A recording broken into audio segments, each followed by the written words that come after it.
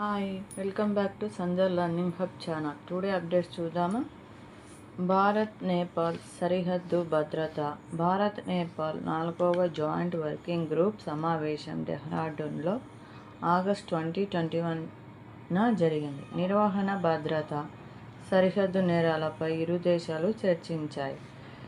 Bharat Nepal hitech నిఘా. సున్నితమైన సరిహద్దు ప్రాంతాల్లో భద్రతా నిఘాను బలోపేతం చేసేందుకు ఆధునిక సాంకేతికతను ఉపయోగించాలని ఇరు దేశాలు అంగీకరించాయి. BRICS youth and sports ministers meeting August 2023 తేదీల్లో విశాఖపట్నంలో BRICS youth and sports ministers meeting నిర్వహించినారు.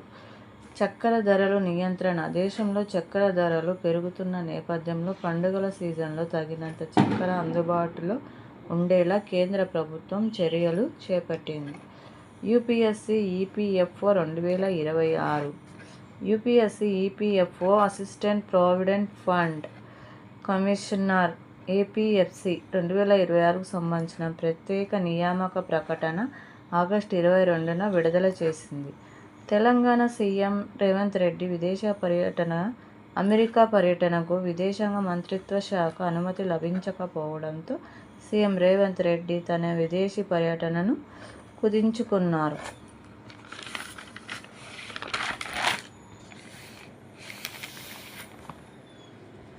Telangana విద్యా అభివృద్ధికి సహకరించండి. ఆక్స్ఫర్డ్ యూనివర్సిటీకి సీఎం రేవంత్ రెడ్డి ఆహ్వానం. అక్కడ విద్యావేత్తలతో సమగ్ర చర్చలు. అంతర్జాతీయ స్థాయిలో ఇన్వెస్ట్ తెలంగాణ. సిఎస్ పాలిటెక్నిక్లను ప్రైవేటీకరించాం.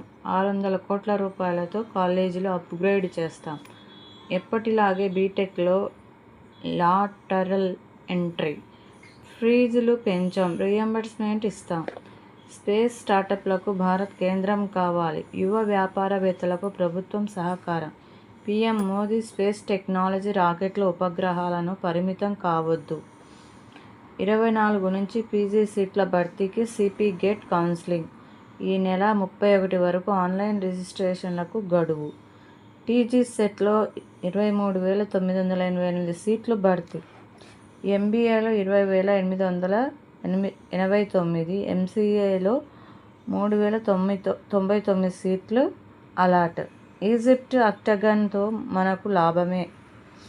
సముద్ర వాణిజ్యం, ప్రాంతీయ భద్రత విషయంలో ఈజిప్ట్ వ్యూహాత్మకంగా అడుగులు వేస్తుంది. నిరంతర విద్యుత్తుకు భరోసా. 15 ఆగస్టు సందర్భంగా ప్రధాని మోదీ ప్రసంగంలో సెమీ కండక్టర్ చిప్పులు, అణు రియాక్టర్లు వంటి కీలక అంశాలపై ప్రస్తావించారు. పైకి అది వేరువేరు రంగాల్లో కనిపించినా వాటి మధ్య బలమైన లంకే ఉంది. చిప్ కర్మాగారాలకు నిరంతరాయంగా విద్యుత్ సరఫరా అవసరం. మరి ఆ విద్యుత్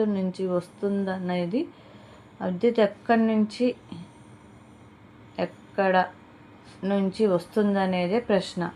ఇటీవల కల్పకంలోని ఫాస్ట్ బ్రీడర్ రియాక్టర్ క్రిటికాలిటీ సాధించడంతో 6 దశాబ్దాల భారత్ అణు కార్యక్రమం రెండో దశలోకి అడుగుపెట్టింది. రెండో దశలోకి.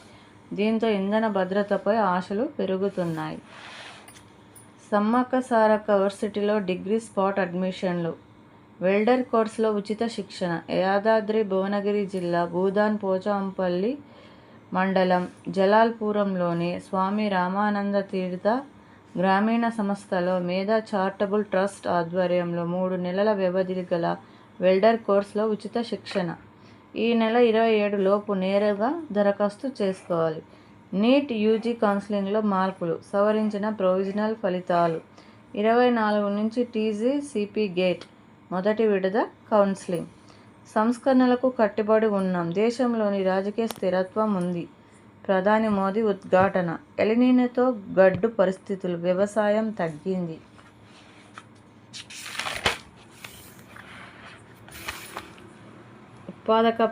ఉత్పాదకతపై ప్రభావం. కూలీలకు ఉపాధి కొరత. ప్రభుత్వానికి పంచాయతీరాజ్ గ్రామీణాభివృద్ధి శాఖ నివేదిక.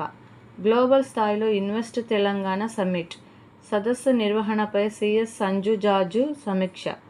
సర్కారీ టీచర్లు సింగపూర్ సవారీ.